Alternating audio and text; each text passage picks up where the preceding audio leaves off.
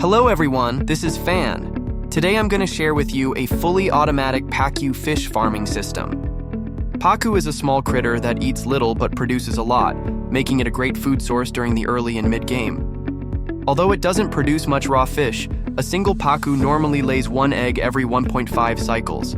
Each egg provides 3,200 calories, and when cooked into an omelet, it gives 5,600 calories. The system I'm showing here can support 6 Pacu and is set up to directly produce omelets. These 6 Pacu only consume 45 kilograms of algae per cycle, yet they can feed up to 22 duplicants. I think this is the best way to handle food in the early to mid stages of the game. Before introducing our system, we need to understand the rules for Pacu living space. In a connected body of water, if the combined area of water for the Pacu and its eggs averages less than 8 tiles per creature, the Pacu will feel crowded. Crowded only considers the size of the water, not the room itself. For example, in the room I'm showing now, there are 112 tiles in total, but only 56 of them are actual water tiles. That means the maximum number of Pacu you can raise here is 7. If the combined number of fish and eggs in the water exceeds 7, the Pacu will be marked as crowded. In the room where the Pacu live, if all the eggs were to hatch and the average space per fish drops below 8 tiles, the Pacu will feel cramped. This only takes the room into account, not the water area. Still using this room as an example, since mesh tiles allow water to pass through, they don't block off the Pacu's livable water area. In this setup, there are 7 Pacu living in the water and 2 eggs placed outside the water zone. At this point, the Pacu are not marked as cramped. But once I add more eggs, the cramped status appears. So when farming Pacu, it's important to keep an eye on both the water volume and the room size. Back to our farming system. Let me first explain how it works. Pacu have a lifespan of 25 cycles, with 5 of those as fry, during which they don't lay eggs. So they only lay eggs during the remaining 20 cycles. This system is designed to make sure all Pacu die at around the same time, and we add new adult Pacu every 20 cycles. That way, the fish in the tank are always adults, and the number stays at 6. This system relies on raising tropical Pacu, because when a Pacu egg becomes inert, it turns into a raw egg. And at 71 degrees, raw eggs turn into omelets.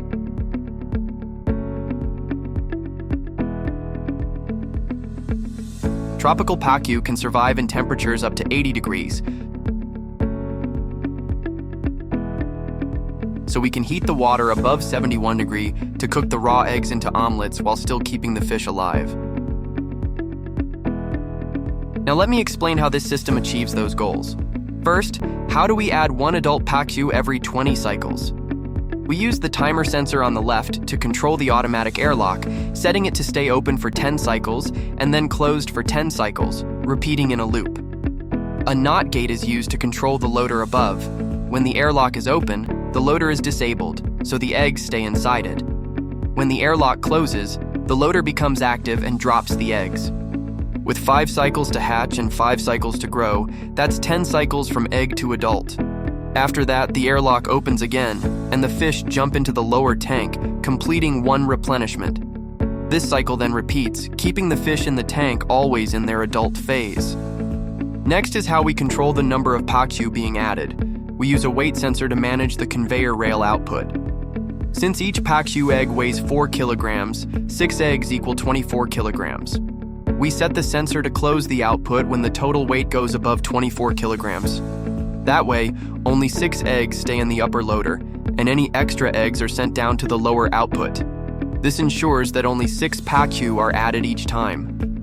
Then, when the airlock opens, the sweeper clears the eggshells off the weight sensor, so there's no need to worry about eggshells affecting the system's operation. Next is the automatic cooking part. The auto sweeper moves the extra eggs into the loader at the upper right, but this loader isn't connected to any output. That way, the eggs stay inside until they lose viability and turn into raw eggs.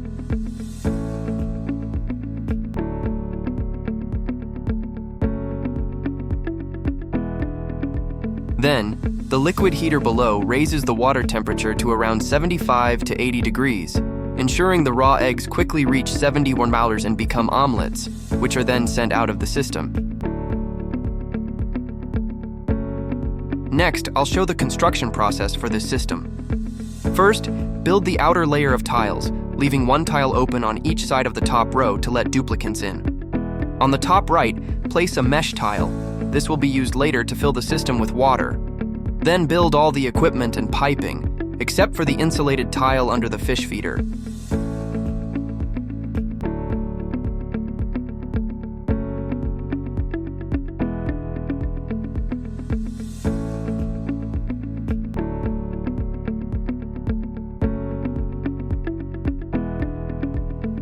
You can set the timer sensor to green to allow duplicants to move in and out easily.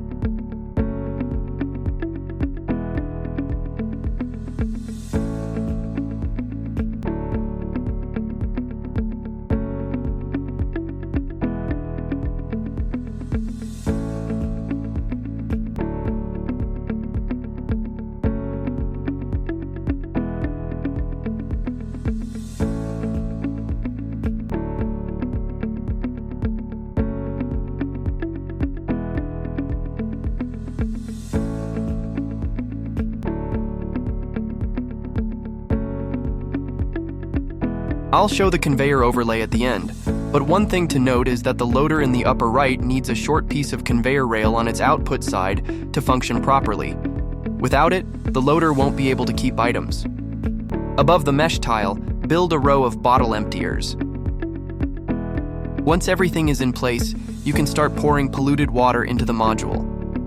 Since polluted water and clean water are the most common liquids early on, this system will use only those two for demonstration. Once the bottom layer is fully covered with polluted water, and there's a bit of polluted water in every tile of the second layer, pause the filling and build the final insulated tile. This is to prevent too much water from entering the left chamber. If the water level gets too high, the fish might swim over, and I'm concerned they could get stuck in the door when it closes.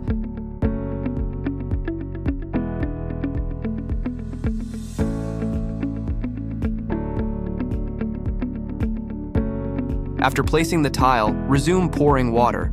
When the second layer reaches around 200 to 300 kilograms per tile, stop. Don't overfill it. Too much water can get pushed into the left side. But don't underfill it either, since during the next phase, which is fill water, the polluted water could get squeezed out unevenly. At this point, seal off the area above the right side loader. We need to keep the two tiles around the loader with no water. Then continue pouring clean water into the module until the fourth layer is filled in every tile.